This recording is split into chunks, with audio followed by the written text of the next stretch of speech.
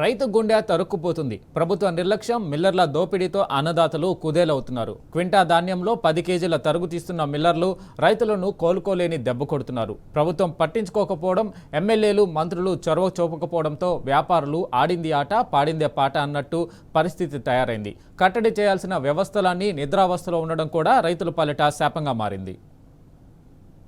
రైతుల్ని నిలువునా దోచుకుంటున్నారు. అన్నదాతల రెక్కల కష్టాన్ని తలాయింత పంచుకుంటున్నారు.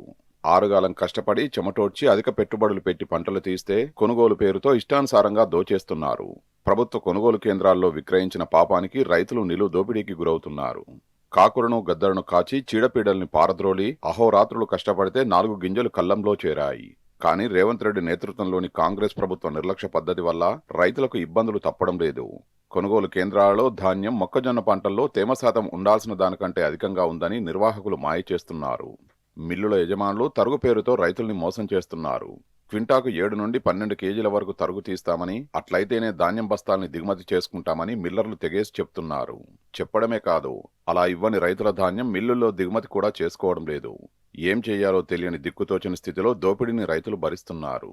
మాది మేడేపల్లి అండి. ఐకేపీ సెంటర్ నుంచి ఒడ్లు వచ్చినాయి. లారీలకి 2 లారీలకు వచ్చినాయి. 543 టిక్కీలు వేసుకొచ్చినాం. 543 టిక్కీలకి కింటాకి 7 కేజీలు చొప్పున 15 కింటాలు ఇస్తే దించుకుంటా, లేకపోతే లేదంటాడు. ఇది రైతు పరిస్థితి. కానీ నేను 5 కేజీల కంటే ఎక్కువ ఇక్కడికి మిల్లు కాడికి వచ్చినాయి. ఇప్పుడు వెంకటేశ్వర మోడర్న్ రైస్ మిల్లు దించుకోండి. ఇప్పుడు బండ్లు పెరుగుతా అంటే కటింగ్ పెరుగుతుంది. దేనివల్ల పెరుగుతుంది? కటింగ్ ఫస్ట్ బండ్లు మిషన్లు ఎక్కువ వచ్చేది. ఇప్పుడు వచ్చే బండ్లు మిషన్లు ఎక్కువ వచ్చేది. పాలు ఆడ నుంచి ఎక్కువ వస్తుంది. 5 కేజీల కటింగ్, ఇప్పుడు 5 కేజీల కటింగ్ నుంచి మళ్ళీ 7 కేజీలు వచ్చాయి. ఇంకా 4 రోజులు అయితే 10 కేజీలు అవుతాయి అండి. ఇదే రైతు పరిస్థితి. నేను 27 ఎకరాలు వేసిన, 27 ఎకరాలు ఎకరానికి 20 క్వింటాలు చొప్పున పండింది. 48 క్వింటాలు మిల్లుల వాళ్ళకే పోయినాయి.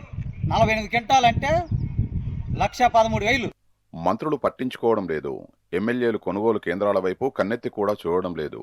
మిల్లర్లు, అధికారులు కుమ్మక్కు కావడంతో రైతుల రోదన పట్టించుకునే నాదుడే లేకుండా పోయాడు. తరుగు లేకుండా దిగుమతి చేసుకోకపోతే ధాన్యాన్ని తగలబెడతామని రైతులు ఆవేదన వ్యక్తం చేస్తున్నారు.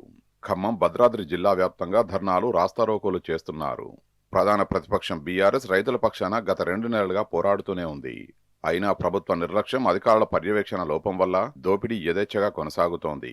ఇక అధికారుల మాటలకు వాస్తవ పరిస్థితులకు అస్సలు పొంతనే లేదు.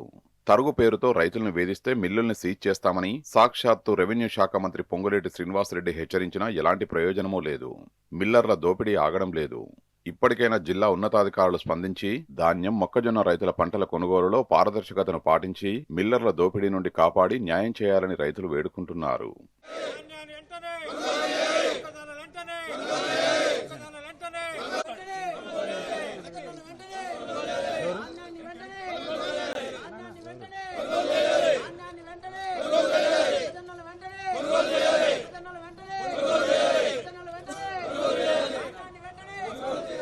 ధాన్యం కాంటా వేసేటప్పుడే తాలు, బస్తా బరువు పోను అదనంగా మరో 2 కిలోల వరకు తరుగు తీస్తున్నారు. ఇది కొంతమేర నష్టమే అయినా రైతులు సంసిద్ధత వ్యక్తం చేశారు. కానీ మిల్లర్ల ఆశ హద్దుమీరింది. ఎలాగో కాంగ్రెస్ ప్రభుత్వం పట్టించుకోవడం లేదు. పైగా ప్రైవేటు వ్యాపారులు అడ్డికి పావుసేరు అడుగుతున్నారు. మనమేం తక్కువ తిన్నామని భావించిన మిల్లర్లు కూడా ఒక్కొక్క క్వింటాకు 10 నుండి 12 కిలోల తరుగు దోచేస్తున్నారు. ఇన్ని ఖర్చులు భరించి మిల్లుకు ధాన్యం తోడిన తర్వాత మళ్లీ వెనక్కి తీసుకురావడం, ఇప్పటివరకు చేసిన ఖర్చంతా వృధాగా పోతుందనే భయంతో రైతులు కూడా కన్నీటిని దిగమింగుకొని రైతు మిల్లర్ల దోపిడీని సహించక తప్పడం లేదు. కాంగ్రెస్ ప్రభుత్వ హామీలతో రాష్ట్రంలో అన్ని వర్గాలు మోసపోయినట్టే రైతులు మోసపోయామని ఆవేదన చెందుతున్నారు. ఆ మాటకొస్తే కాంగ్రెస్ ప్రభుత్వ తొలి బాధితులు, అధికంగా నష్టపోయింది కూడా రైతులేననే అభిప్రాయం అన్నదాతల్లో వ్యక్తమవుతోంది. కేసీఆర్ ప్రభుత్వ హయాంలో కొనుగోళ్లను, నేటి కాంగ్రెస్ ప్రభుత్వ తీరును పోల్చి చెబుతున్న రైతులు ఈ ప్రభుత్వంలో రైతులు బతికి బట్టగట్టడం కష్టమేనంటున్నారు.